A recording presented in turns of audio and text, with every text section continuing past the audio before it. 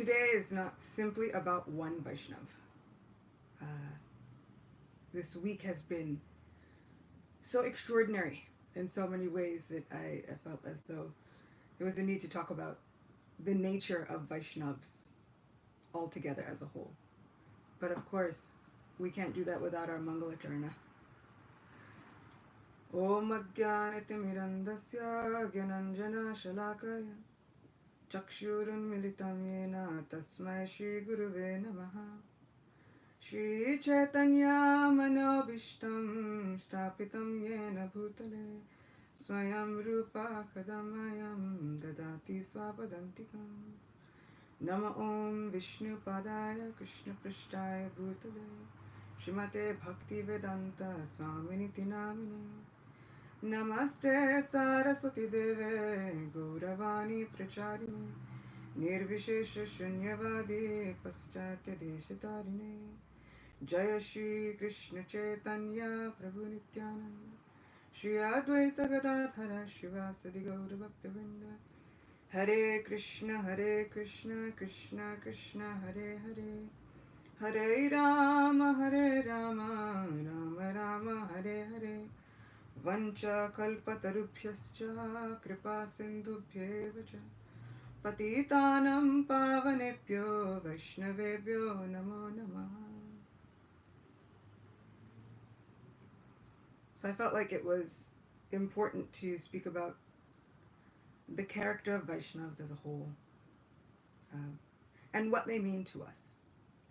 We can oftentimes feel as though our job as devotees is to be detached and like firmly fixed in a renunciation that I've rarely seen. But one of the amazing things about all of these lives of the Vaishnavacharyas that we've been covering almost for a year. So what's amazing about all the lives of these Vaishnavacharyas is that they were just sincere and authentic and genuine. And this is what I feel as though one of the crowning glories and qualities of a Vaishnava is. They're sincere and authentic and genuine. And if there's anything that I hope and pray for every day, is just to continue to try and be a little sincere and just authentic and genuine. Krishna on the battlefield of Kurukshetra could have told Arjuna so many things. And Arjuna is, in essence, he's having a breakdown and a freak out and all these things. And he's telling Krishna, look, I could just go to the forest. We don't have to do this. The whole thing. Like, it's going to cause pain and misery. We don't have to do any of this. And Krishna could have said, you know what, you're right. You could be like the other saints. Go to the forest, do a little meditation, perfect your life. Of course, we know Arjuna could have done it as one half of the Nara-Narayan duo, like our supreme twin duo. Of course, he could have been a perfect renunciate and a perfect yogi. That's what they do. They meditate for the good of the entire universe. So Arjuna could have. But Krishna tells him that that's not you, not this time. Not only is it not you, but it won't make you happy. In fact, he goes as far as to say, what will repression accomplish? So I try and look at the lives of the Vaishnavacharyas, and I look at their renunciation. And oftentimes I think about it in terms of repression, not renunciation. But what are we really looking at? We spoke last time about Shamananda Pandit. And he was carrying water back and forth for his Guru Maharaj and for their deity worship. And he had sores on his head. And they got infected with worms. And it is often said that he didn't even realize. Now, that's a very new level of non-body consciousness. And is it that he didn't realize? But even if he did realize, it didn't stop his devotional service.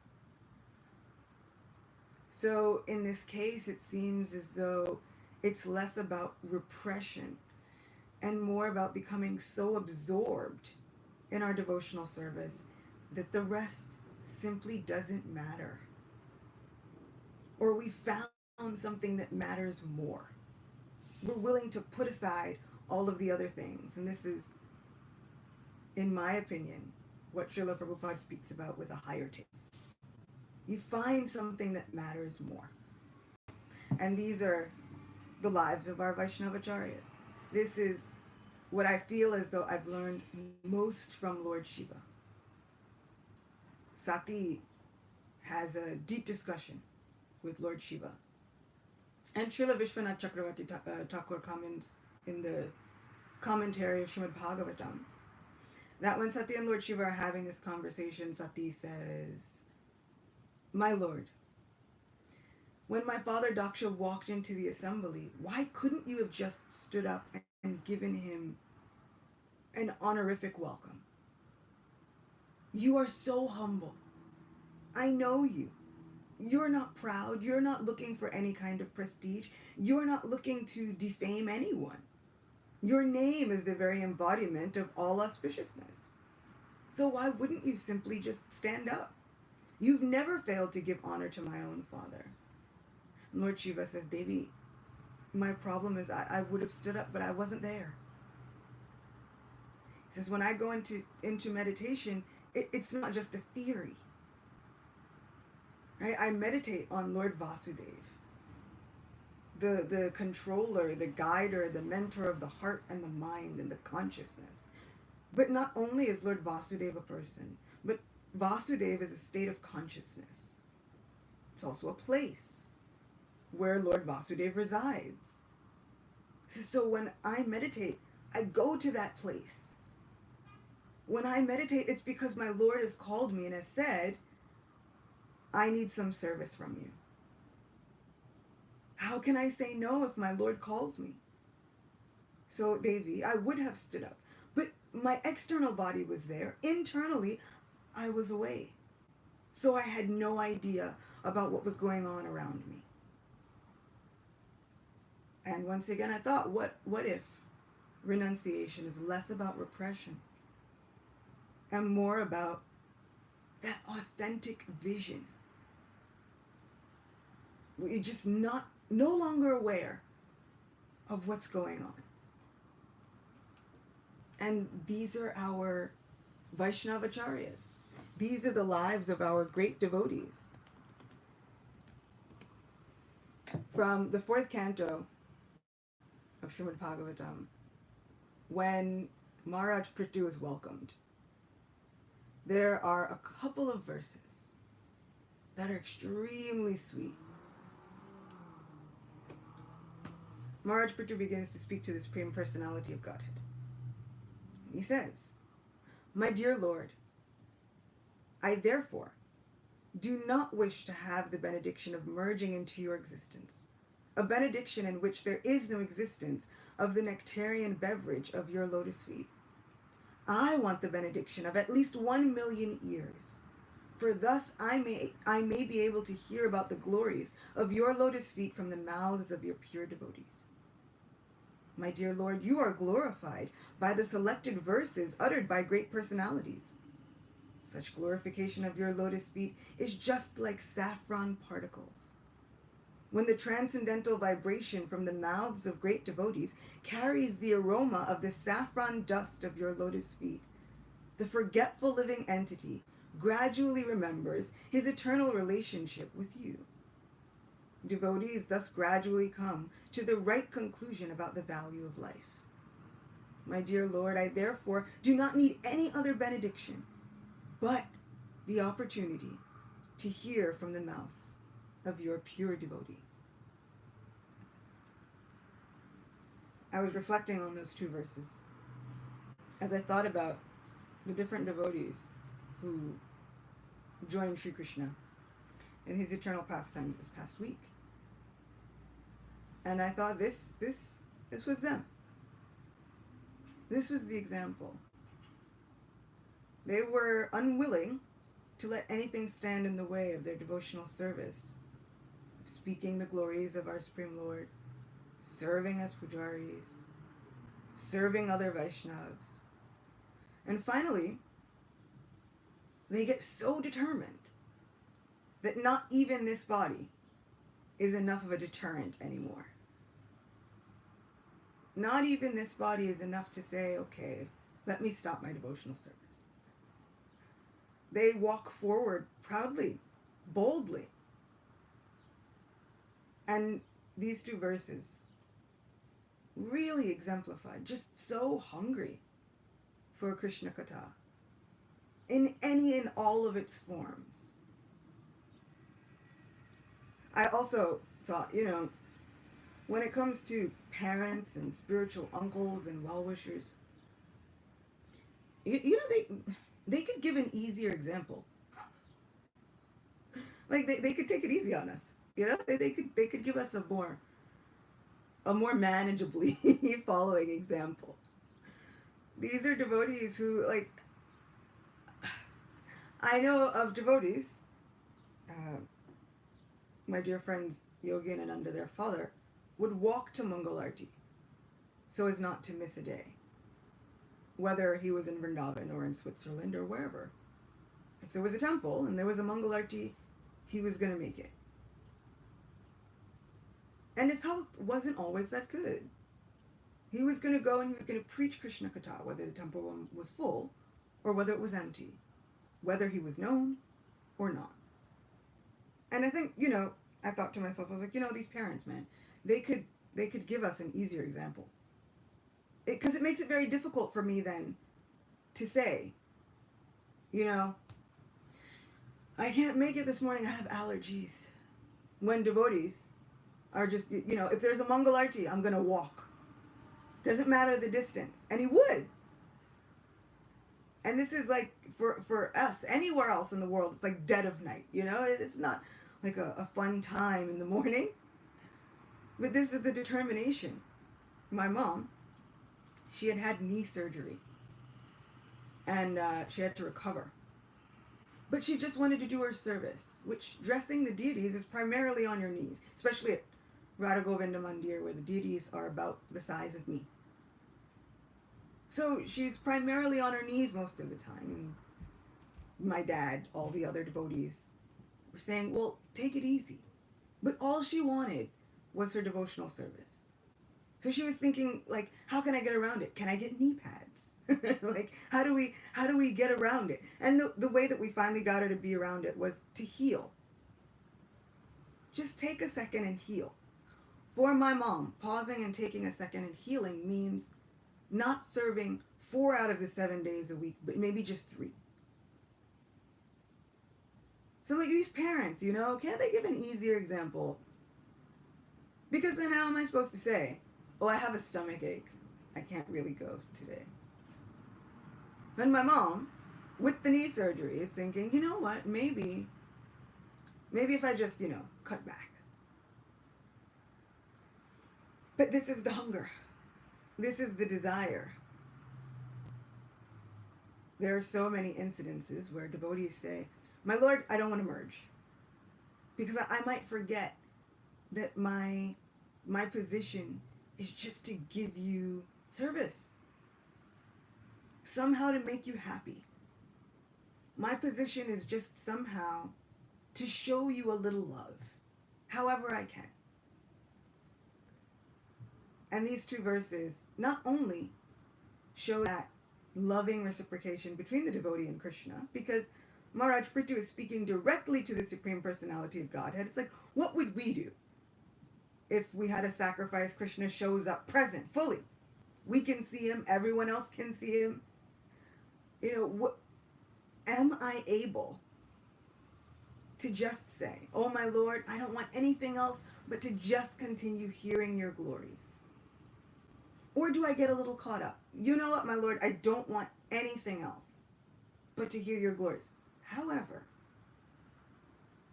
if you see fit, and you just, out of the magnanimity of your own heart, you would like to give me copious amounts of money and jewelry, then that's up to you. You do it. What can I do, my lord? It's your own free will. Or am I able to really, authentically, genuinely say, with all sincerity, my lord, I don't really need anything else. Dhruva went to the forest for a kingdom, but seeing the Lord in front of him, he forgot everything else. Am I that eager? Am I that steadfast in my determination to see Govinda? This verse also, these two verses from Srimad Bhagavatam, really impressed upon me not just the genuine, sincere humility that once these devotees are hearing Krishna Katha, they're able to honestly forget and renounce everything else, not just repress everything else, but genuinely renounce everything else in a way that simply doesn't matter. Right? That's the example of Maharaj Parikshit. No drinking, no eating, 7 days just diving in, no sleeping, no breaks. Not like, okay, we're going to break for 20 minutes, then all the assembled Vaishnavas and sages, we're going to come back, resume Canto 4. Like, none of that. Just fully immersed. And so immersed that you can ask pertinent questions. Right? This is an absorption where we're really actively listening. And, active listening means something different today. In a time where it's become a really big thing to try and make sense of and kind of maybe sometimes over-explain everything. Now we've gotten new definitions of listening and what that means and what that looks like. And now this active listening sometimes means that you just kind of repeat everything that the person has said. And that means you are listening. But in the scope of Srimad Bhagavatam, what does listening mean? Listening means that Maharaj Parikshit would sometimes stop Shukadeva Goswami and say, how sweet. But also he would say, wait, I'm confused. Go deeper. Wait. You mentioned this, but how could this have happened? If you mentioned that 12 hours ago. This is the active listening. The eager absorption, which encourages the speaker to continue, to go deeper, to become more enlivened and more enthused. But all of this hinges on Vaishnavas needing each other. We need each other so much. Those two verses would have no place without the reciprocation between Vaishnavas. That speaking and hearing, Maharaj Prithu is saying, I don't want anything else but to hear Krishna Katha from the mouths of your pure devotees, which means that there needs to be some around. This is our actual wealth. This is necessity. Sometimes in the cases of Vaishnavas, and in the cases of our relationships with each other, I started off by saying we can think that we must be really renounced and detached. Nothing should affect us. We should just be able to pick up and move on. But is that really the case with Vaishnavas? Is that really how it goes? All through Sri Chaitanya Charitamrita and Sri Chaitanya Bhagavat, which I have to mention because we honor Sri Vrindavan Das Thakur, we see examples of how devotees love each other. Not just for 1 minute or an hour, but throughout their lives, they love each other. They have a deep respect for one another. This is the reason that even before the advent of Sri Chaitanya Mahaprabhu, the devotees are coming together. They're gathering at Advaita Acharya's house saying, what do we do? Look at the state of the world. It's ridiculous. We can't practice. Other people won't let us practice, but we're finding it difficult. How can we find other devotees who know more about Krishna, who know as much about Krishna? They're eager for association. They call Mahaprabhu down so that they can have association with the Supreme Personality of Godhead and with each other. A couple years ago on my birthday, I was talking to one of my friends, and they said, you know, I was really thinking about modern philosophy. And one of the things of modern philosophy is that we should be fine, we should be able to be complete in ourselves, by ourselves. Not needing anybody else. Right? We shouldn't need an extra relationship. We shouldn't need another a marriage, a spouse, a partner. We shouldn't need anybody else. We should be complete people in and of ourselves. That's it. And I said, well, forgive me, but that kind of sounds a lot like trash. And they said, what do you mean? I said, well, if that were the case, we wouldn't be here. No one is more self-sufficient than Atmaram Sri Krishna. It's in the name, self-sufficient. Right? Atmaram. Pleased by the self. So, you know, if anybody can be pleased in and of themselves, it's Atmaram Sri Krishna. However, Srimad Bhagavatam cites a little bit of a phenomenon. Beginning of creation. Mahavishnu's lying on the ocean. Before anything happens, everything is dark. There's nothing around. And it says within Srimad Bhagavatam that the Supreme Lord felt a lacking. How can Atmaram feel a lacking? Right? In the purport, Srila Prabhupada says, does the Supreme Lord feel a lacking? Not exactly. But out of his own causeless mercy, free will, he manifests this feeling of lacking. Something's missing. I don't know, it doesn't feel right. And what's lacking? What's missing? What does he do next? He glances over material nature and reawakens the jivas. Us. The Supreme Lord, who is fully self-sufficient, self-satisfied, completely able to produce anything and everything himself, feels a lacking. And what's that lacking for is us. Association. He misses his friends. So, I said, so, you know, forgive me, but according to the science of Srimad Bhagavatam, this phenomenon, if even the Supreme Lord hankers after association, then who am I? Who am I to say, nah, I don't need it. I'm fully renounced. I kind of like that this is not what bhakti is about. We need each other. Bhakti Tirtha Maharaj, as he was leaving the planet, and even before, he would say, you better get it right now. You better get it right this time.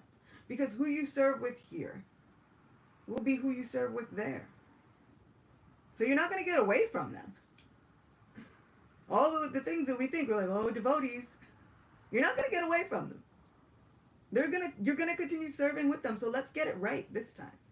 Let's figure it out. Let's figure out how to fit these jigsaw puzzle pieces together. And that, for me, made such a huge impression on my heart, on my mind, that we don't get away from each other. And I like that. I like the fact that I don't just get to say, you know what? And then that soul I never communicate with again. Okay, there are some difficult people that we would like to say, I'll never communicate with them again. But chances are that doesn't happen.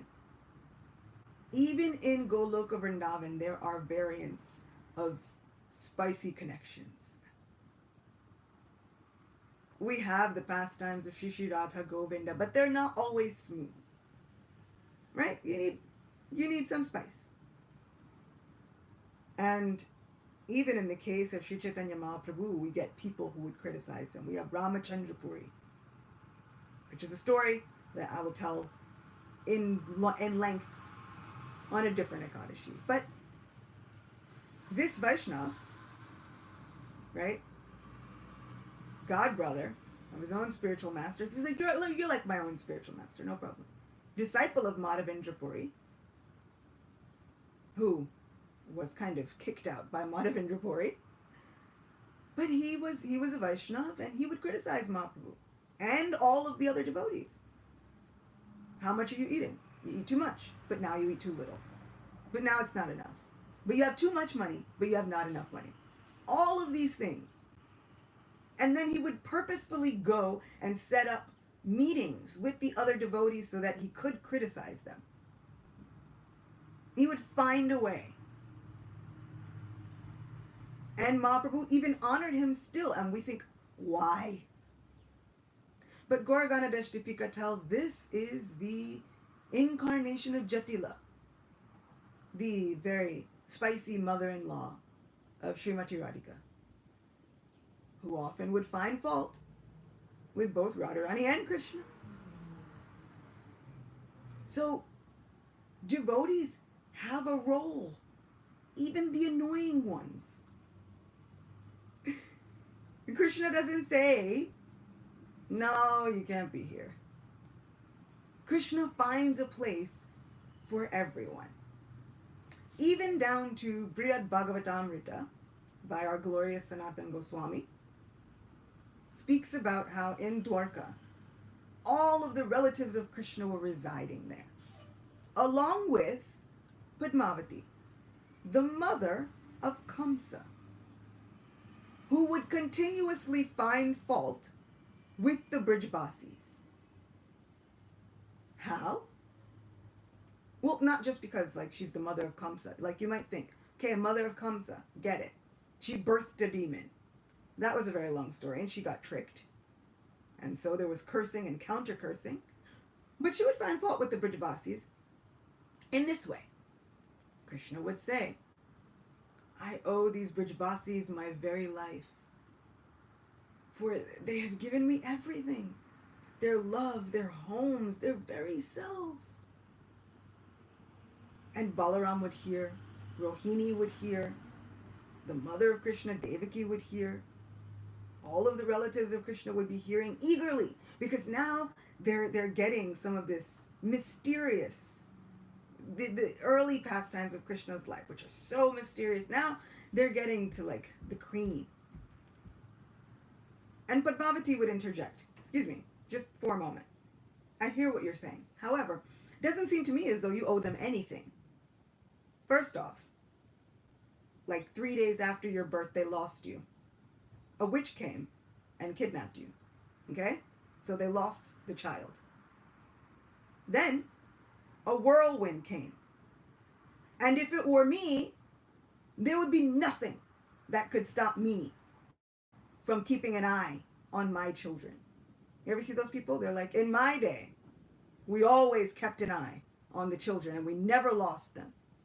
So not only did you lose him within 3 days of his birth, but then a whirlwind came. Oh, I can't find him. I can't see him. It's too dark.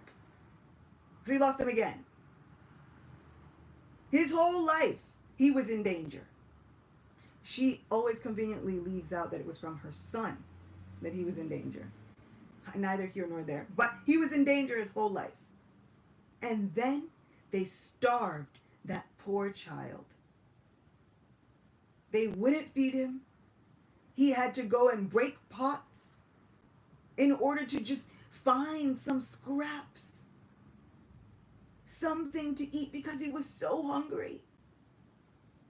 And then he was driven mercilessly to becoming a thief just so that he could eat just a one morsel. And then they would send him out to work. Okay, if you say this Nanda and this Yashoda, one of them, both of them, somebody knew that he was the son of a Kshatriya like Vasudeva. But they sent him out to work. And they didn't even give him shoes.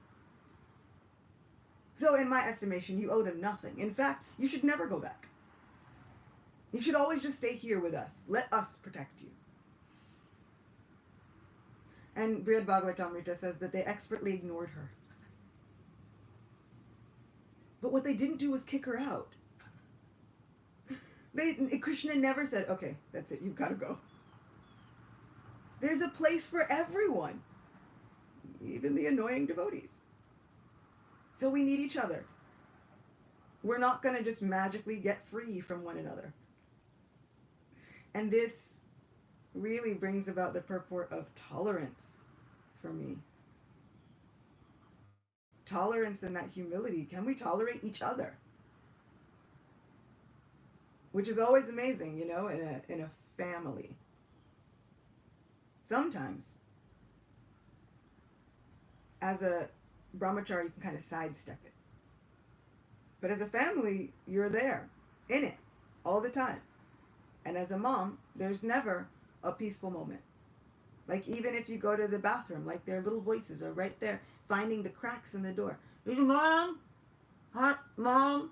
If you could, there's a bug? Mom? And I'm thinking, you know, I think the bug will be there in 30 seconds. If you just, could you give me a second?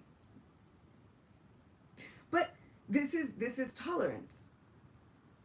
And my sister often says, she, in the midst of whatever she's going through, there will be bowls in the sink with all various kinds of substances and all things. And then she'll start to say, she's like, oh, devotees, and then she stops at devotees and she goes, I have a chance to serve the Vaishnavas. No matter what it is, she takes that opportunity in a family as a chance to serve other Vaishnavas. Gaur Govinda Maharaj, you know, sometimes people would often like to quote that he would say Grahastha life is like spiritual progress at a crocodile's pace. It's moving very slowly. But he would also say it teaches it's intense lessons. Because at this point, you're not detaching from everybody else. You have to learn how to deal with other people. And the spiritual world is filled with other people. We have to learn how to deal with one another intimately. No longer do we just get to like write somebody off. That's it. I just don't have to deal with them. No problem. In the spiritual world, it's not that simple. We're all there together. Constantly. So we need each other. There's no, I want millions of ears and I just want the benediction to constantly hear your glories from the mouths of your pure devotees if we don't have any pure devotees to hear from. My Guru Maharaj gave a lecture about Jad Bharat.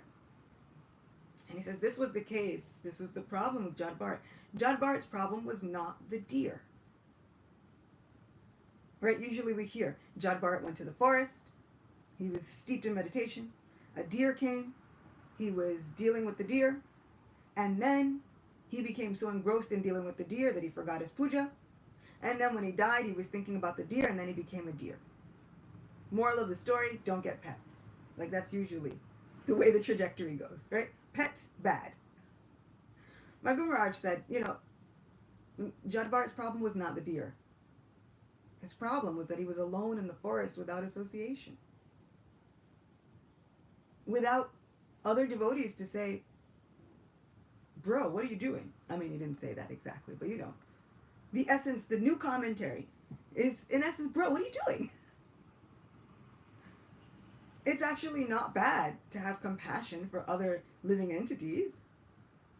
It's not bad to take up the care of other living entities. Krishna himself had loads of pets, like a whole farm full of pets. Right? Nanda Maharaj had something like 900 million cows. Our whole philosophy would be debunked if we didn't care for other life forms. But the problem is there was no one to say, you're getting off track. It's not a problem there, but you're getting off track here, you're forgetting. We need each other. We need other Vaishnavas, these Vaishnavacharyas in their lives. They're constantly reminding one another of what we really truly need.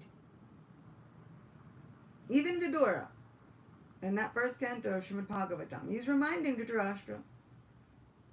It's not always the most palatable form of reminders.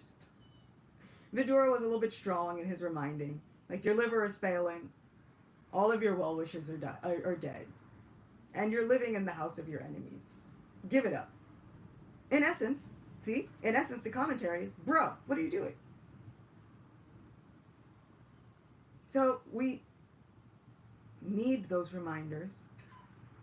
As difficult as it sounds, when we're feeling okay, to say we need those reminders, but we do. These are our Vaishnavas who come and tell us, what are we doing? There's a better thing. There's a better way. There's a better life. There's a better existence. And it's waiting for us. Not just waiting for me, waiting for us.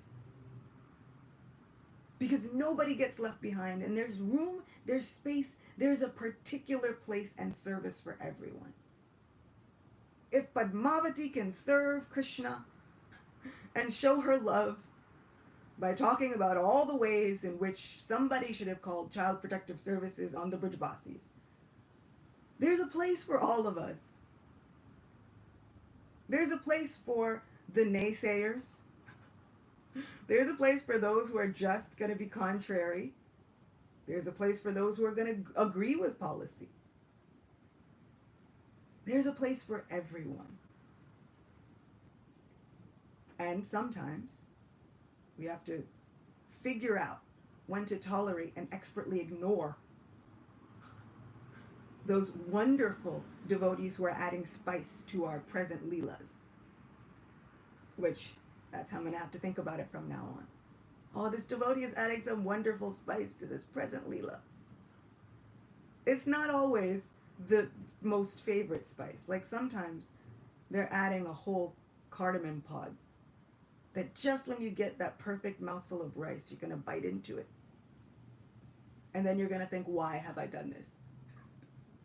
So sometimes that's the spice that they're adding. Sometimes we become the spice adders. But Krishna will tolerate us. And not tolerate the way we tolerate. For us, sometimes tolerate means, oh, great, you're here.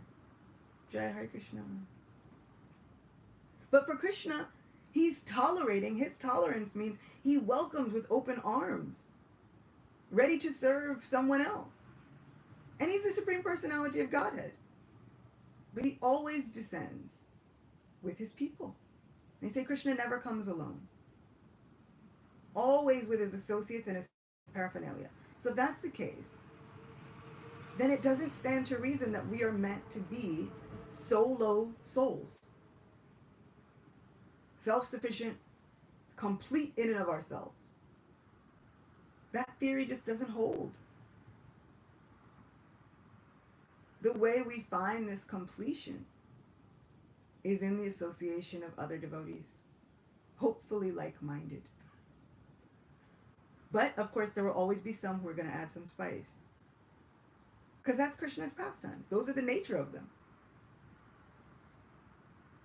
He can't save the day if there's no one to add in anything. And so, on this particular Vaishnavacharya lecture, I just wanted to describe how much we need each other. How much, through all of the grief and the turmoil and the loss and the sadness and everything else, how important it is for us to actually feel those things. It means we cared about someone. And the goal is not to think that, oh, well, it's fine, I didn't care. Why are you lamenting? Like, there's another life besides this. Why are you lamenting? Like, we don't say that. If somebody burns their arm, we go, oh my goodness, how can I help? And then what usually happens is all the remedies come out. Put a potato peel on it. That's a real remedy, by the way. Put like, rub some ghee on it. Put a banana peel. Do something. Sprinkle tomato juice on it. So we care. We don't say, oh, come on, your body is not real, buck up. We don't say that if somebody's, lying, hurt after a surgery, during a surgery, needs a surgery. Everybody just gathers around and offers as many prayers as they can and well wishes. Has to be the same with grief, with loss. It's a real wound. But because we can't see it, it becomes a little bit more difficult to name. But the actuality of it is that it's real. The very day that Pankajangri Prabhu left, I went and I needed nectar. I needed association. So I turned on YouTube, went to a random lecture of my Guru Maharaj, and just pressed play. And I said, Krishna, I need something. So whatever you give me. And in this lecture, it was like 20 minutes. And it happened to be at the end of a lecture that Niranjan Maharaj had given. And he was talking about the prayers of Queen Kunti. And then my Guru Maharaj was saying that we need each other, in essence. But what he was also saying was, if we think, and the tendency is to think, this material world is an illusion. It's not real. So, why are you even lamenting? Why is anybody even feeling anything? But he was saying, if we think that way, that becomes the downfall. Yes, it might be a dream, but it feels real. He said if it was just a dream, we wouldn't have the example of Kunti Devi praying again and again in this ultimate mood of surrender. Save me, save my sons. Crying. He said her tears would mean nothing if this was just a dream, if it didn't matter. But in order not to deal with the grief and the loss and everything else that is very difficult to deal with, we try to take the shortcut and say, why are you? It's fine.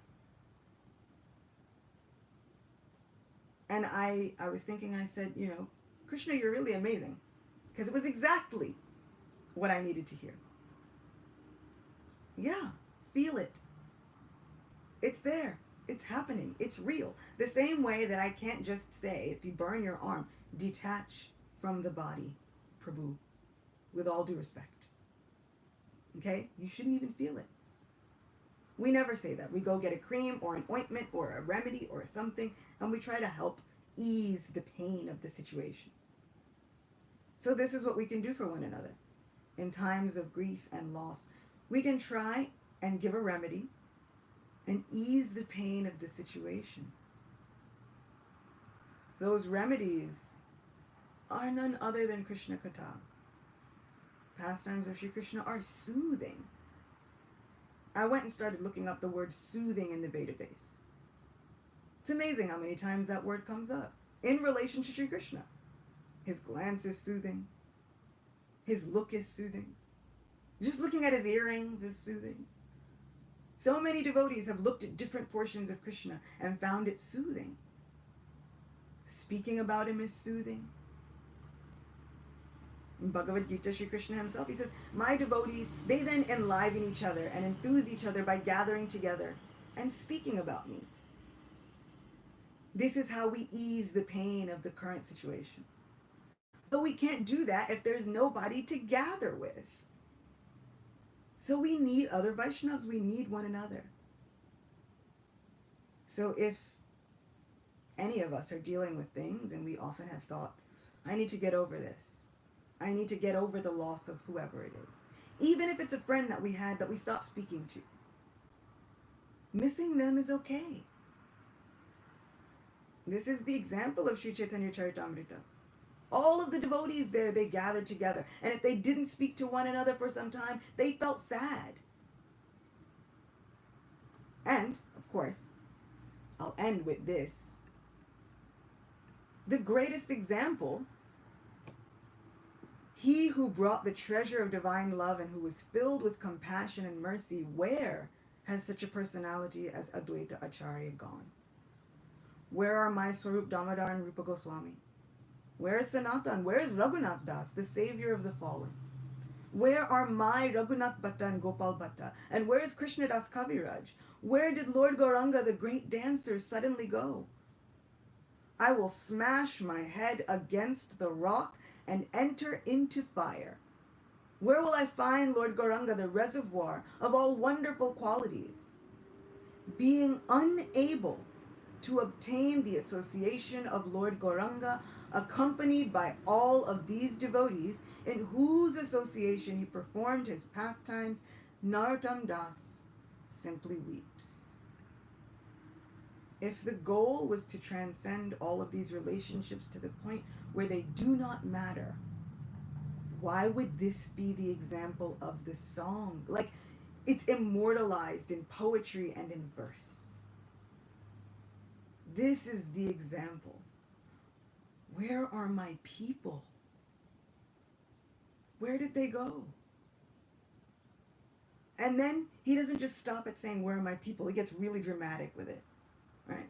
I will smash my head against the rock and enter into fire.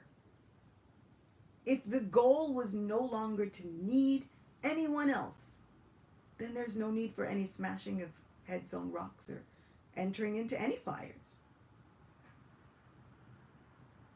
But the example, the purpose, the point is that we need each other. Virtually, emotionally, personally. We need one another. As friends, as spiritual companions, as mentors, as partners. We need one another. My Guru Maharaj, at one point he was saying that there was a little bit of a misunderstanding, a break, a little bit of a lost in translation between the Grihastas of one temple and the Brahmacharis of one temple. So my Guru Maharaj just would simply go to each camp and tell one that the other was the best, and all the good qualities of the other. But if they're Brahmacharis, why do they need anybody else? But they do. As a community, we need each other. Because service doesn't always just mean solitude. Right? Srila Prabhupada would say, the era of going into the forest in solitude, that's done. Also, it didn't work for a lot of people. When they got into the forest, it wasn't always great. And they would be doing their devotional service. But with the lack of association, it would cause really strange things to occur. They would anger other people. Weird things would happen without association. We need that devotee association. Online counts. And sometimes I do get the question. There's a lot of people, how can I get devotee association? And I say, there are so many videos. Because, one thing that we're really, really good at is finding different ways to complain about things. Like, we're good at finding the ways in which things won't work. So I'll say, there's so many ways we can get devotee association. But Mataji, there isn't, because it's a pandemic. And I'm like, well, there's online things we can look at. But Mataji, I need it to be face to face. And I'm like, well, I mean, you can see the other person. I mean, you can look at them. But Mataji, it's not going to work. And I always think, if this virtual reality that we're in right now is teaching us anything, it's that this is actually what we've been doing with Krishna the entire time. Right? Have we actually been experiencing him face to face? Or is it really like a Zoom call? We pick up our japa. I'm not at that point where I'm so absorbed in my japa that I can reach out and touch him.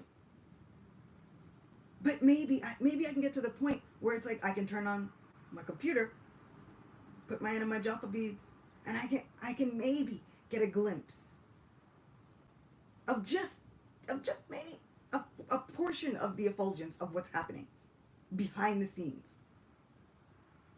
If this virtual reality is teaching us anything, it's this is what we're doing with Krishna. Let's call him. Zoom call, FaceTime, doesn't matter. He picks up. He'll never decline it or like send you those like automated messages. Driving, we'll call later. Never.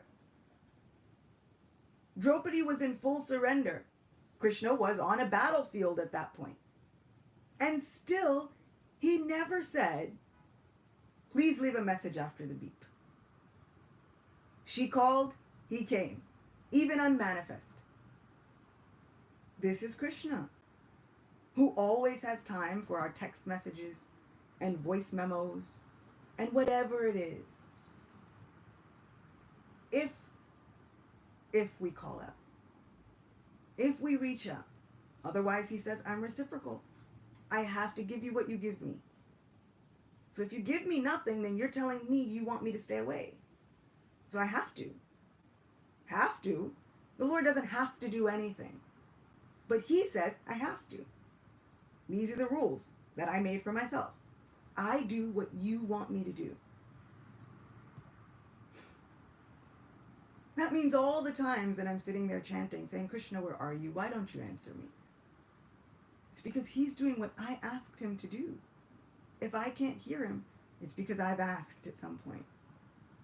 Oh Lord, I want to do things on my own. So I'm going to need you to make yourself silent just for a little while. Put the ringer on silent. Now, I have to change my desire. Wait, Lord, I want to hear you loud and clear. Although sometimes we do backtrack and we think, but do I? Am I ready to hear him loud and clear? Because some things we can't unhear after that. But we should be ready to hear him loud and clear. And the example comes from all of these Vaishnavas. The way that they have fearlessly grabbed Krishna consciousness throughout their entire lives. Right? We really see what somebody is worth in those moments. Those times when the stress comes. These devotees, they become fearless. And the only thing that I can attribute that fearlessness to is grabbing hold of the lotus feet of Shri Krishna and the devotees. Otherwise, we wouldn't have a song that says Bhaja Hure Mana, Shri Nandanandana Abhaya Charanadavindare. Just by grasping your lotus feet, it awards all fearlessness. Like they wouldn't have put it in the song if it wasn't true. So the same with Jayani Lo. If we didn't need each other, if these relationships were not eternal because they are based on our devotional service, if they were not integral to our lives, we would not have a song simply just based on, where did my friends go? I loved them so much and now I won't hear from them again. And that was the treasure of my life. So we shouldn't be so quick to get over it. Let's go deeper into it and find out what it means. Let's see what it really is. We miss our people. And in missing our people, we're actually following in the footsteps of the devotees.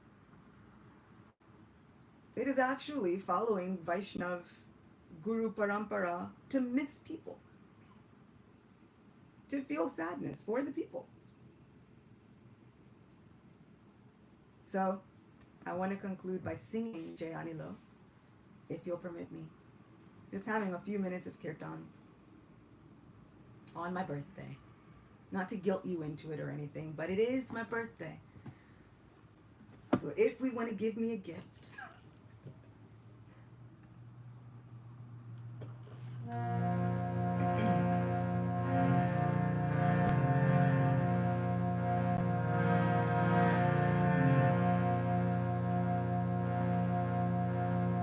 Vaishnav Thakur ki jai, Jai Shri Krishna Chaitanya, Prabhu Nityananda, Shri Advaita Gadadhara, Shivasadi Gaura Bhakta Vrinda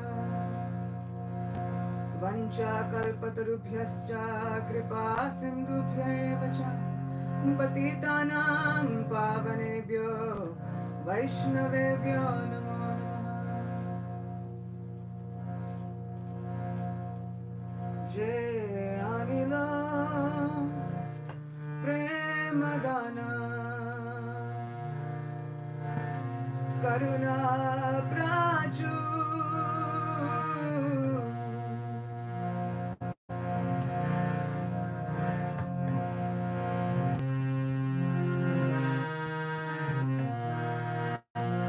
Hina Prabhu Kota Gela Acharya Taku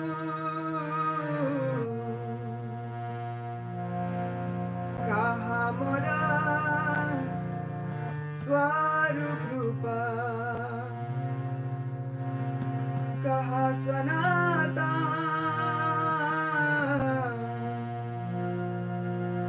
Kaha Dasa Raghunatha Patita Pavan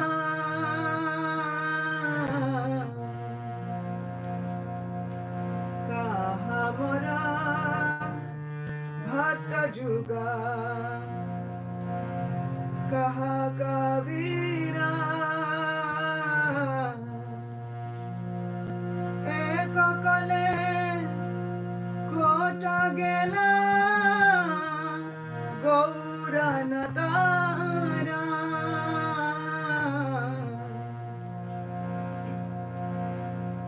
Pasaneku Tibamata Anale Pashiba Gauranga Gunera Nidhi Kota Gele Pavo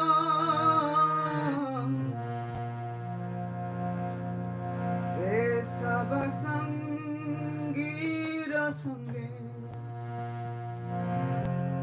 Je Koilo Bila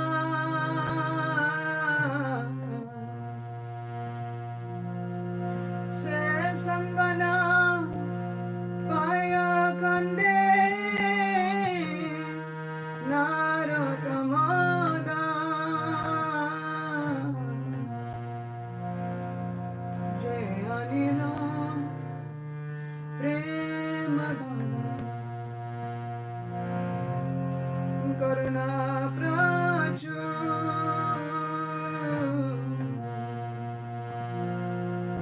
Jaya Vaishnav Thakur Vaishnav Thakur Vaishnav Thakur Jaya Vaishnav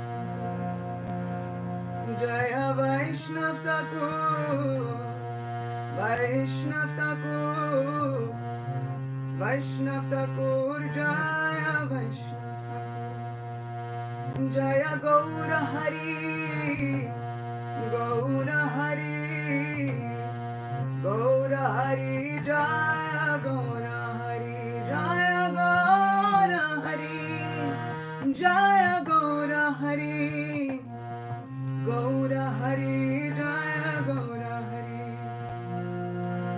Hare Krishna Hare Krishna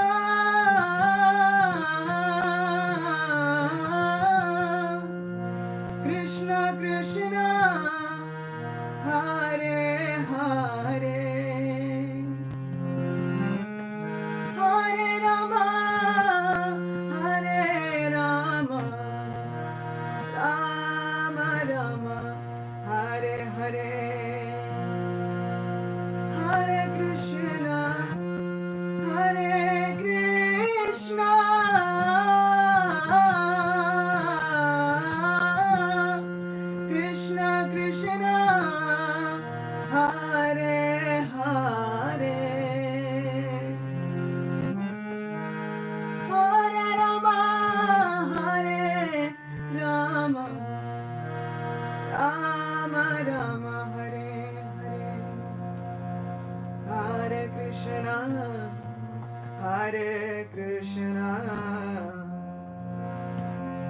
Krishna Krishna, Hare Hare, Hare Rama, Hare Rama, Rama Rama, Hare Hare.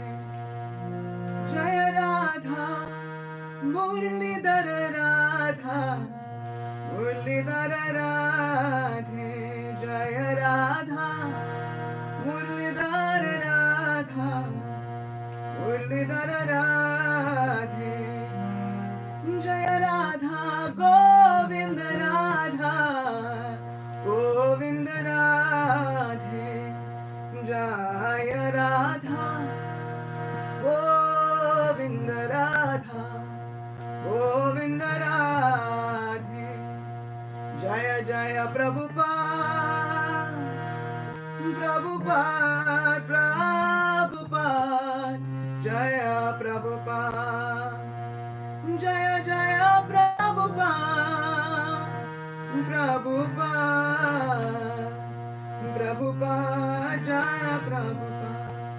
Nitai Gaura Haribo, Haribo, Haribo, Gaura Haribo, Nitai Gaura Haribo, Haribo, Haribo, Gaura Haribo.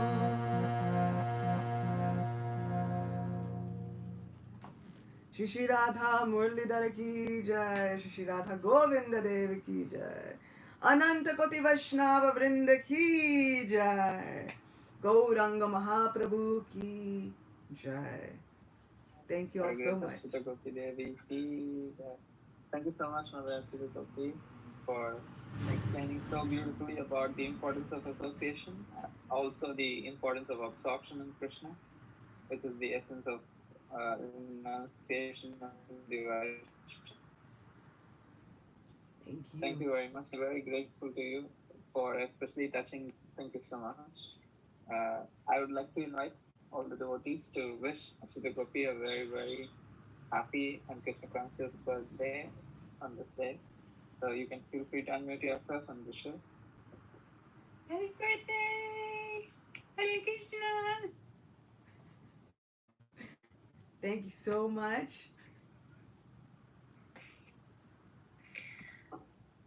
These comments. Hare Krishna, Achyuta Gopi, thank you so much for spending at least a little part of your birthday with us. I'm personally immensely grateful that we can have your association online, because I'm not sure I would have otherwise have had the opportunity to have your association. And I really feel, as I wrote in the chat, I really feel like you're a jewel in the Vaishnava Sangha, and you really beautify our lives with your Krishna Katha and your Krishna Kirtan.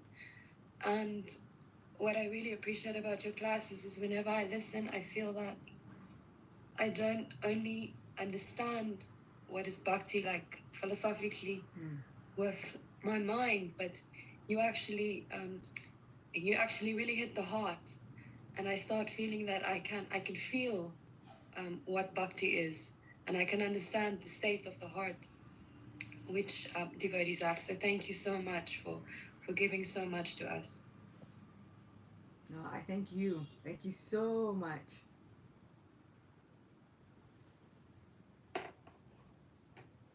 Jai. Thank you, everyone. Hare Krishna, Shri Prabhupada ki jai. Jai. Krishna Bhagavatam ki jai. Ashita Gopi Devi ki jai. Hare Krishna. Thank you.